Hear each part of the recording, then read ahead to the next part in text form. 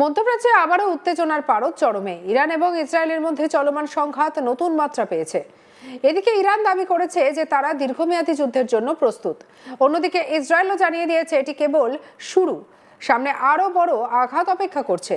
এই পরিস্থিতিতে পুরো অঞ্চল জুড়ে উদ্বেগ, আশঙ্কা এবং রাজনৈতিক অস্থিরতা দ্রুত বাড়ছে। গত কয়েকদিন ধরে একের পর এক বিস্ফোরণ, মিসাইল হামলা, ড্রোন আক্রমণ এবং পাল্টা সামরিক অভিযানের ফলে পরিস্থিতি ক্রমশ জটিল হয়ে উঠেছে। বিশেষ করে তেহরান সহ ইরানের বিভিন্ন গুরুত্বপূর্ণ স্থানে হামলার পর আন্তর্জাতিক মহলেও নতুন করে আলোচনার ঝড় উঠেছে। শনিবার 7 মার্চ আমেরিকার প্রেসিডেন্ট ডোনাল্ড ট্রাম্প ঘোষণা করেন যে ইরানের বিরুদ্ধে আরও জোরালো সামরিক পদক্ষেপ নেওয়া হবে। এই ঘোষণার কয়েক ঘন্টার মধ্যেই তেহরান এবং আশেপাশের অঞ্চলে বিস্ফোরণের খবর সামনে আসে। অভিযোগ উঠেছে যে ইরানের বেশ কয়েকটি তেল ভান্ডার এবং জ্বালানি সংরক্ষণ কেন্দ্রকে লক্ষ্য করে মিসাইল হামলা চালানো হয়েছে। ইরানের সরকারি এবং আধা সরকারি সংবাদ মাধ্যমের দাবি, এই হামলায় তেহরান সহ বিভিন্ন জায়গায় বড় ধরনের ক্ষতি হয়েছে। বিশেষ করে তেহরানের কাছে কয়েকটি তেল ডিপোতে বিস্ফোরণটি ঘটে। ওইসব বিস্ফোরণের ফলে আগুনের বিশাল গোলা আকাশে দেখা যায় এবং অনেক দূর থেকে ধোঁয়ার কুণ্ডলী দেখা যায়।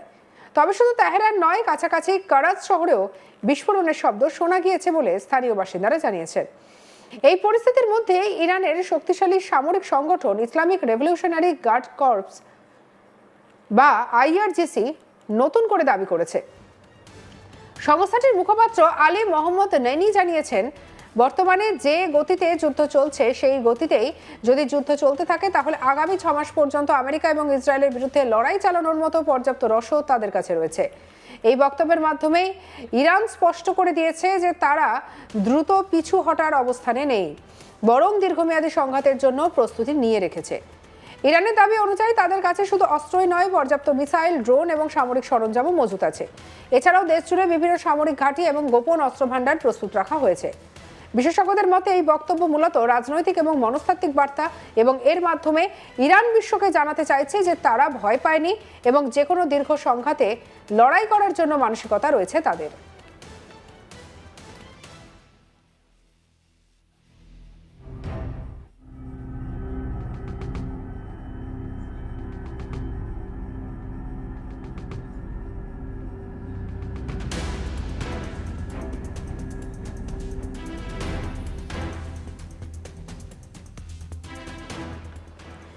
ইরানের এই দাবির পরে কঠোর ভাষায় প্রতিক্রিয়া জানিয়েছেন ইসরায়েলের প্রধানমন্ত্রী বেঞ্জামিন নেতানিয়াহু।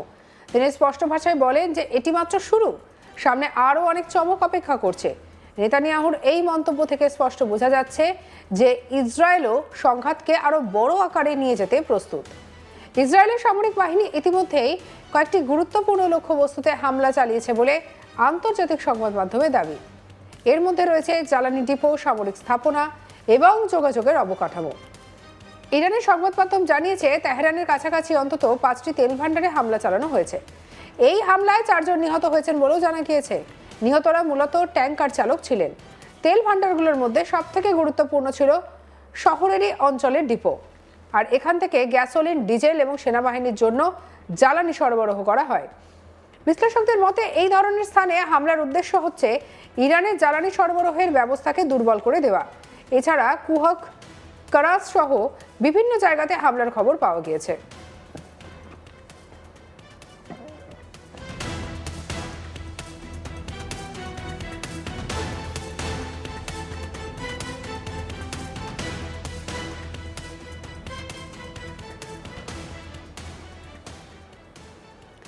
ইরানের দাবি অনুযায়ী শুধু তেহরানই নয়, দেশের আরও কয়েকটি গুরুত্বপূর্ণ জায়গায় হামলা হয়েছে। এর মধ্যে রয়েছে আবাদান, বন্দর আব্বাস, কারাচ শহরে। এইসব জায়গায় মূলত জ্বালানি বা সামরিক দিক থেকে গুরুত্বপূর্ণ। বিশেষজ্ঞদের মতে জ্বালানি পরিকাঠামোর উপরে হামলা চালানো হলে দেশের অর্থনীতি এবং সামরিক শক্তি দুই ক্ষতিগ্রস্ত হয়। ইরানও বসে নেই, তারা পাল্টা হামলা চালিয়েছে বলে দাবি করেছে। ইরানের সামরিক বাহিনী জানিয়েছে তারা কুয়েত এবং সৌদি আরবে থাকা মার্কিন সামরিক ঘাঁটিগুলিকে লক্ষ্য করে ড্রোন হামলা চালিয়েছে। তবে সৌদি আরব এবং কুয়েতের দাবি তাদের আকাশ প্রতিরক্ষা ব্যবস্থা এই ড্রোনগুলিকে ভূপাতিত করেছে। এদিকে কাতারের প্রতিরক্ষা মন্ত্রক জানিয়েছে তাদের লক্ষ্য করে ইরান 10টি ব্যালিস্টিক মিসাইল এবং 2টি ক্রুজ ক্ষেপণাস্ত্র ছুড়েছে, কিন্তু তাদের আকাশ প্রতিরক্ষা ব্যবস্থার সবগুলো হামলাই প্রতিহত করতে সক্ষম হয়েছে। ইরান আরও দাবি করেছে যে তারা ইসরায়েলের রাজধানী তেল আভিভে একাধিক ড্রোন হামলা চালিয়েছে, যদিও ইসরায়েলের পক্ষ থেকে এ বিষয়ে বিস্তারিত কিছু জানানো হয়নি। তবে আন্তর্জাতিক পর্যবেক্ষকদের মতে যদি সত্যিই তেল আভিভকে লক্ষ্য করে হামলা চালানো হয়ে থাকে, তাহলে এটি সংঘাতের নতুন এবং বিপজ্জনক ধাপ। এই সংঘাতের ফলে নতুন বিতর্ক শুরু হয়েছে ইরানের প্রেসিডেন্টের বক্তব্য নিয়ে। ইতিমধ্যে ইরানের প্রেসিডেন্ট মাসুদ পেজেকশিয়ান কিছু মন্তব্য করেছেন।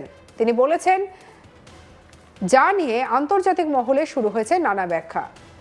আমেরিকান প্রেসিডেন্ট ডোনাল্ড ট্রাম্প দাবি করেন ইরান নাকি ক্ষমা চেয়ে আত্মসমর্পণের ইঙ্গিত দিচ্ছে, কিন্তু পেজেশকিয়ান দ্রুতই সেই দাবি খারিজ করে দেন। তিনি বলেন, ইরান আত্মসমর্পণ করবে এই স্বপ্নই দেখুক আমেরিকা। আর এই বক্তব্যের মাধ্যমেই তিনি স্পষ্ট করে দেন যে ইরান পিছু হটার পরিকল্পনা করছে না।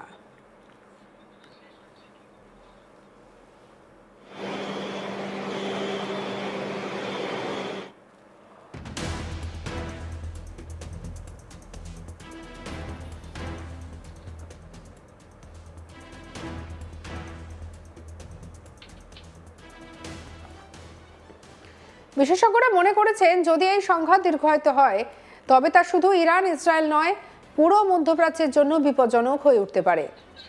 কারণ এই অঞ্চলে অনেক দেশ সরাসরি বা পরোক্ষভাবে জড়িত। আমেরিকা ইতিমধ্যে ইসরায়েলের প্রধান মিত্র, অন্যদিকে ইরানে রয়েছে আঞ্চলিক মিত্র গোষ্ঠী। এই কারণে এই সংঘাত দ্রুত বড় আকার নিতে পারে। মধ্যপ্রাচ্যের এই উত্তেজনার সরাসরি প্রভাব পড়েছে বিশ্ব জ্বালানির বাজারে। ইরান বিশ্বের অন্যতম বড় তেল উৎপাদনকারী দেশ। যদি তাদের তেল অবকাঠামো ক্ষতিগ্রস্ত হয়, তাহলে আন্তর্জাতিক বাজারে তেলের দাম বেড়ে যেতে পারে। বিশ্লেষকদের মতে ইতিমধ্যেই বাজারে অস্থিরতা দেখা যাচ্ছে। এই সংঘাতের সবথেকে বড় ভুক্তভোগী হচ্ছে সাধারণ মানুষ। তেহরান এবং অন্যান্য শহরের বাসিন্দারা আতঙ্কের মধ্যে দিন কাটাচ্ছেন। রাতভর বিস্ফোরণের শব্দ, আকাশে আগুনের গোলা এবং ড্রোনের শব্দ মানুষকে আতঙ্কিত করে তুলছে। অনেক জায়গায় মানুষ নিরাপদ আশ্রয়ের খোঁজে বাড়ি ছাড়তে শুরু করেছেন। বিশ্বের বিভিন্ন দেশ এই পরিস্থিতি নিয়ে উদ্বেগ প্রকাশ করেছে। জাতিসংঘ সহ আন্তর্জাতিক সংস্থাগুলো দ্রুত সংঘাত বন্ধ করার আহ্বান জানিয়েছেন। তবে এখনো পর্যন্ত কোনো পক্ষই পিছু হটার ইঙ্গিত দেয়নি। মধ্যপ্রাচ্যের এই সংঘাত কোন দিকে যাবে তা এখন সত্যিই বলা কঠিন। আর যদি দুই পক্ষই নিজেদের অবস্থানে অনড় থাকে, তাহলে পরিস্থিতি আরো ভয়াবহ হয়ে উঠতে পারে। বিশেষজ্ঞদের মতে এই সংঘাত শুধু সাময়িক নয়, রাজনৈতিক, অর্থনৈতিক এবং কূটনৈতিক দিক থেকেও বিশ্বের উপর বড় প্রভাব ফেলতে পারে।